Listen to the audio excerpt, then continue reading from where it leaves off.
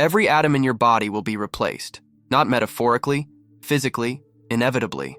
Within roughly 7 years, not a single molecule that once composed you remains the same. Yet somehow, the consciousness reading these words persists. The same self that remembers a childhood, a decision, a loss. The paradox begins here. If identity depends on matter, and matter constantly leaves, what exactly continues? From a biological view, your body is a system in motion, not a structure in place. Cells die, divide, and renew. Atoms drift in and out through breath, food, and decay. The carbon in your skin once burned in a distant star. The oxygen in your lungs was exhaled by someone centuries ago. You are not a fixed entity, but a transient pattern, a standing wave in the river of matter. Yet that pattern insists on calling itself I. Physics deepens the confusion. Atoms themselves are mostly empty space, their particles indistinguishable and interchangeable. No electron carries a tag marking it as yours. When one leaves your body and another enters, nothing objectively changes, yet your sense of self feels unbroken. Continuity without continuity, identity without substance. So what holds you together? Memory seems the candidate, but memory itself is material. Synapses, neurotransmitters, electrochemical traces. Replace those and what remains of the remembering you? The self appears stable only because change is distributed through time, gradual enough to be ignored. You are not preserved by matter, but by momentum, the unceasing process of pattern recreating pattern. The paradox is simple to state and impossible to escape. Everything that composes you vanishes, yet you remain. The atoms go. The pattern stays. Which one is real? The matter that moves, or the illusion that doesn't? Look closely at your hand. The skin, the muscle, the microscopic architecture of cells, none of it is older than a few years. Every component has been rebuilt by invisible biochemical labor, atom by atom, molecule by molecule. The body feels continuous, but what you're actually sensing is a seamless relay of replacement, a perfect illusion of permanence created by turnover too smooth to notice. The organism sustains itself by dying in slow motion. Biology calls this process metabolic flux, the constant exchange of matter that keeps you alive. The proteins in your blood are renewed every few days, the lining of your stomach every week. Even the bones, those supposed symbols of stability, quietly dissolve and reconstruct themselves. The only way to live is to be perpetually replaced. Life is not the maintenance of material, but the preservation of a dynamic pattern encoded in it. But if the body is a process rather than an object, identity can't be located in the material it occupies. What you call your body is a momentary configuration in a chain of configurations, a ship continually rebuilt while sailing. The ancient Greeks knew this problem, the ship of Theseus. Replace each plank one by one until none of the original wood remains. Is it still the same ship? The human body answers, yes, but only because the ship never stops moving. The paradox sharpens when you realize that nothing in you has remained constant long enough to anchor the sense of I. The continuity you feel is not a property of matter, but a property of motion. You don't persist despite change. You persist through it. What you call the self may not be the traveler on the river, but the current itself. If your body is replaced, perhaps what endures is memory, the record of experiences that ties the past to the present. Yet memory too is not a fixed archive, but an active reconstruction. Each time you recall an event, the brain rewrites it slightly, integrating new context, emotion, and association. The act of remembering changes the memory itself. Continuity becomes a feedback loop of self-editing, a film constantly spliced while it plays. Neuroscience shows that what we call memory is not stored in one place but distributed across neural networks. Proteins encode connections. Electrical patterns reawaken them. But those proteins decay and are replaced. Those patterns reform.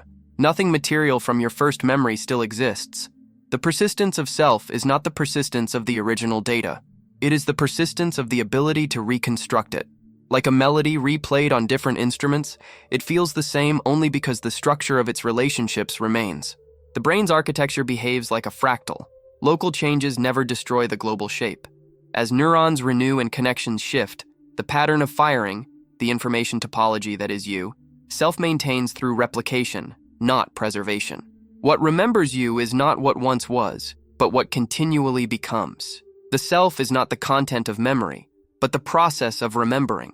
This means the you who recalls a childhood is not the same entity who lived it, only a descendant inheriting the narrative scaffold of that earlier version. Every act of recall resurrects a ghost built from new matter, convincing itself it has never died. The past self vanishes, the new one believes, and identity survives, a continuity built entirely out of discontinuity. If neither atoms nor memories persist, what does? Only structure, the pattern itself. Every living system is defined less by the stuff it's made of and more by the organization of that stuff. A hurricane is not the air inside it, but the motion that gives that air shape. Likewise, you are not your atoms, but the precise choreography they perform. Consciousness, in this view, is the pattern's awareness of its own persistence through flux. The storm, realizing it is still swirling. Information theory reframes this beautifully. Identity equals information maintained through change. As long as the system can preserve the relationships between its components, the logic of how signals connect, it remains the same, regardless of what physical substrate carries them. Replace neurons with silicon, carbon with computation, atoms with others of their kind. The pattern endures if the information does. Continuity, therefore, is not material. It's structural. But here, the paradox deepens. If the pattern is all that matters, then identical patterns should produce identical selves. Imagine a perfect copy of your brain, atom for atom, thought for thought. Would that copy be you, or merely think it is? Information says yes. Intuition screams no. The copy would awaken with your memories, your feelings, your sense of self. Yet from your perspective, you never left your own body. Continuity splits. Two yous, each certain they are original, yet neither can claim the title uniquely. The unsettling truth is that what feels indivisible, the I that cannot be duplicated, might itself be just the local experience of a pattern's coherence. The self may not be a thing preserved, but a process pretending it was never replaced. The mind doesn't inhabit identity. It generates the illusion that identity is singular at all. Every instant of consciousness consumes the one before it. The mind exists only by erasing itself, a cascade of neural firings that vanish the moment they occur. Each second of awareness is built atop the decay of the last, like a flame sustained by what it burns. The self, then, is not a thread stretched through time, but a rapid sequence of disappearances that only seems continuous because the gaps between them are imperceptible. Neuroscience reveals that your brain does not perceive reality in a single, unbroken flow. It operates in pulses, rhythmic bursts of electrical activity oscillating around 40 times per second. Between these bursts, there is silence. The mind briefly shuts down, then reignites. But your awareness, like a film played too fast to reveal its frames, merges these flickers into the illusion of seamless presence. You do not notice the moments you vanish. Your continuity is built on intervals of absence. Physics suggests that the universe itself may behave the same way. Time is not infinitely divisible. At the smallest conceivable scale, the Planck time, about 10:43 seconds, reality cannot be subdivided further. Existence updates in discrete frames, each replacing the last. Between them, nothing persists, not even you. Every instant of your life, the universe deletes itself and rewrites the next version, preserving only the information that can be carried forward. Continuity, then, is not material. It's algorithmic. Even perception echoes this principle. Your senses sample reality, and your brain reconstructs it. Vision captures static frames that the mind smooths into movement. Hearing translates vibrations into continuous tone. What feels like flow is really composition. You don't live across time. You are continually reassembled within it. Each new moment is a replica so precise it convinces itself it has never been replaced. And yet, this perpetual disappearance doesn't diminish you. It defines you. The self is not a thing surviving time, but a rhythm generated by time. Existence, consciousness, memory, all are emergent harmonies born from the recurrence of loss. You are a pattern of renewal that dies fast enough to stay alive. The paradox stands bare. The self endures because it never truly exists in any single instant. You survive through extinction, coherence sculpted from annihilation. The person who began this paragraph is gone, yet somehow you remain, the same only because you've already become someone new. Biologically, survival depends on repair. Every strand of DNA carries not just the blueprint for your body, but also the algorithms to fix its own corruption. Cells miscopy, radiation strikes, molecules degrade, and yet the organism endures, because information is constantly restored to its prior state. Identity functions the same way, as a self-correcting pattern that compensates for the chaos of physical decay. You remain you not because nothing changes, but because change is continually rewritten to fit the same template. Neuroscience reveals this resilience in the brain's plasticity. Damage a neural pathway, and another adapts. Memories reroute, habits rewire. The structure shifts, but the function, the pattern of meaning, survives. Like data replicated across multiple drives, consciousness persists through redundancy and reconstruction. Identity is not stored. It's recompiled each moment from fragments of its own history. Yet this adaptability hides a strange implication. If the brain can reconstruct the self after massive alteration, injury, amnesia, or artificial enhancement, then what exactly is being preserved? The pattern of coherence, perhaps, not its precise content. You are the sum of your system's ability to restore order, not the original order itself. A self that can self-correct may never truly die. It just keeps resynchronizing with whatever form it inhabits.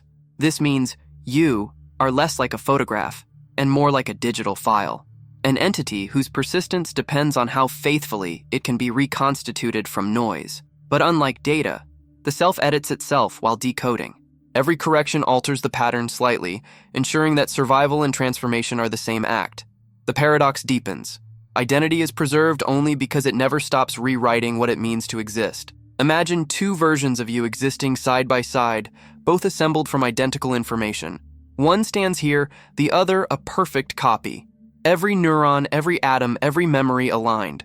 From the inside, each would claim to be you, yet from the outside, they would be two distinct systems. The identity paradox now fractures into multiplicity. If pattern defines personhood, then identical patterns mean identical selves. And yet the experience of self is irreducibly singular. Two indistinguishable minds. One impossible identity. Physics has already hinted at such duplication.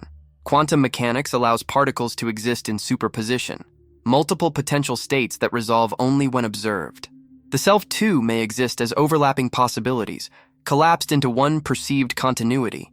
In this light, you could be the current expression of countless near-identical versions, each diverging microscopically with every choice, thought, or breath. Identity becomes not a single line through time, but a cloud of overlapping trajectories, a probability field of being. Cognitive science touches the same frontier from another angle. Split brain studies show that when communication between the hemispheres is severed, two centers of awareness can emerge in the same skull, each with its own will, perception, and memory. One body, two observers, each convinced of its own centrality. The unity of consciousness, it seems, is a fragile agreement, not a fundamental law. So perhaps identity is less about who you are, and more about which version of you the universe currently allows to cohere. Every moment, quantum and cognitive structures alike collapse infinite possibilities into one fleeting I. The paradox returns sharper than ever. Individuality may be nothing more than the universe selecting a single echo from an endless chorus and calling it a self. We speak as though there is a single I inside, a pilot observing thoughts, steering decisions, inhabiting the body like a vessel. But neuroscience finds no such center. The brain operates as a vast coalition of modules, each processing fragments of experience: vision, language, emotion, memory, intention. Consciousness emerges not from one controlling point, but from the synchronized negotiation of thousands. The self, then, is not a monarch, but a parliament that believes it rules. This distributed structure explains the strange unity of experience. The mind continuously integrates countless parallel signals into a single, coherent narrative. But the narrative is after the fact, a reconstruction, not a control center.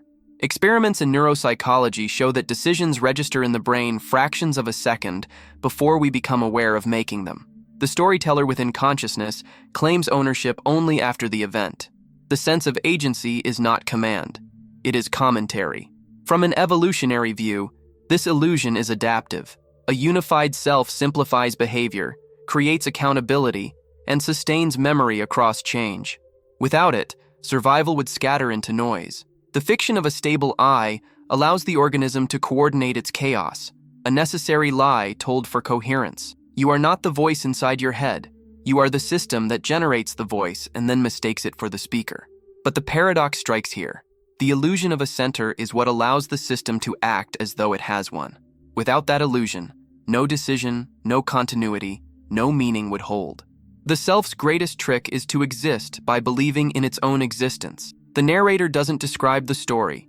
It is the story, reading itself aloud as it writes. If identity is a pattern, and patterns depend on information, then the question shifts. Where is this information stored? The atoms that form you are temporary, but the laws that govern their arrangement are not. Physics tells us information cannot be destroyed. It only transforms. When matter decays, its informational content disperses into the fabric of the universe. In this sense, your identity may be a temporary concentration of cosmic memory, a brief local arrangement through which the universe becomes aware of its own continuity. Every particle composing you carries a history older than the Earth. The hydrogen in your blood emerged from the Big Bang. The carbon in your brain was forged in dying stars. None of it belongs to you. It simply passes through the configuration we label human. Yet for a moment, these particles cooperate in a structure complex enough to reflect upon their own impermanence. That reflection, the act of consciousness, might itself be the mechanism by which the universe re-encodes its own information. You are the process through which matter remembers. Quantum theory reinforces this idea. At the fundamental level, particles do not possess definite properties until observed. Observation, interaction, writes reality into existence. Consciousness, therefore, may not be an accidental byproduct of matter, but the universe's method of stabilizing its own informational states. Each conscious being becomes a node in the network of cosmic recollection. What you call self could be the local signature of a universal computation unfolding across space-time. And yet the paradox persists. If the universe is what you are made of, and you are part of the universe observing itself, then individuality collapses into identity at a cosmic scale. The observer and the observed are not separate entities. They are the same system seen from two perspectives. You do not look at reality. Reality looks at itself through you. The atoms that once formed stars now form thoughts, and the same laws that shaped galaxies now shape your sense of I. The self, in the end, might be the universe's way of saying its own name, briefly, beautifully, and forgetting it with every breath. We tend to think of identity as the persistence of something through transformation, but perhaps it is the transformation itself that persists. The universe does not conserve objects. It conserves patterns of relationship, energy, and form. Nothing in reality is static, yet everything obeys continuity laws. Energy cannot vanish, only change configuration. Information cannot be lost, only translated. The same principle that preserves the cosmos may underlie the persistence of you. You continue not by staying the same, but by never ceasing to evolve according to the same underlying logic. From thermodynamics to genetics, every stable system sustains itself through controlled instability. A flame exists only because it consumes fuel. A cell survives only by exchanging molecules with its environment. Likewise, consciousness endures by metabolizing experience, by continuously integrating novelty into a coherent self-model. Each moment alters the model slightly, but the act of updating is what makes the self consistent over time. You are not the data, but the algorithm that keeps rewriting itself without breaking the syntax. This continuity through change defines identity far beyond biology. Language, culture, even civilization persist through collective self-repair. Words shift meaning, customs mutate, yet the structure of communication remains. Humanity itself is a meta-organism, a pattern that maintains coherence while transforming its parts. The paradox of the individual mirrors the paradox of the species. We remain the same precisely because we never stop becoming different. The deepest insight of modern physics echoes this truth. Space-time is not a fixed stage, but a field of dynamic interactions. Geometry itself bending, adapting, preserving its equations, while never repeating its exact state. If the universe can maintain order while transforming endlessly, why would consciousness, a small echo of that process, behave any differently? You are not an anomaly within physics. You are one of its most intricate expressions.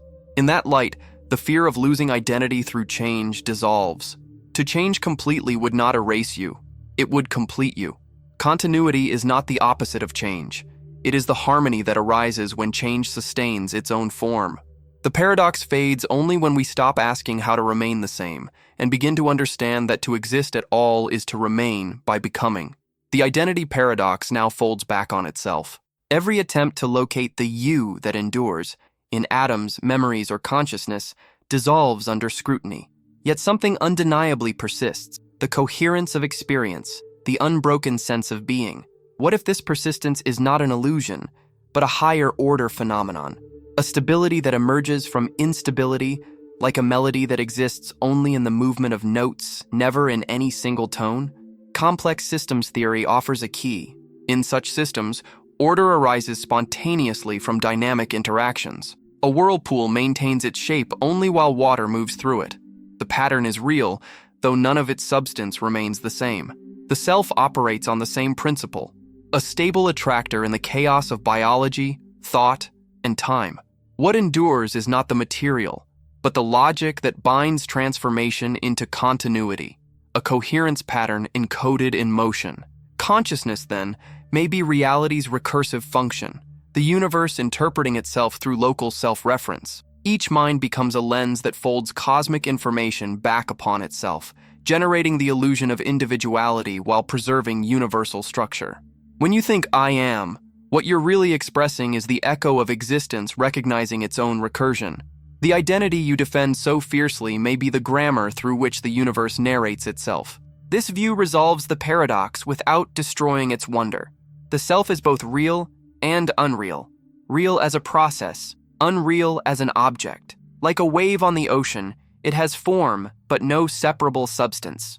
You are not the atoms, the memories, or even the thoughts. You are the coherence that links them, the principle by which existence stabilizes its own flux. In this light, continuity is not an illusion, but a mode of resonance. Everything changes, yet coherence remains. You are the pattern that persists not in spite of impermanence, but because of it. The universe achieves self-awareness by creating temporary forms stable enough to remember, yet transient enough to evolve. The self is that fragile stability, the balance point where change becomes identity. Everything that you are, body, memory, mind, is already vanishing. Every second, matter flows through you. Thoughts collapse into others. Identities dissolve and reform. Yet right here, in this moment, you experience a perfect continuity, the sense of being the same one who began this sentence. That feeling is not a trick. It is the signature of coherence, the universe momentarily recognizing itself from the inside. The paradox does not ask whether you remain the same.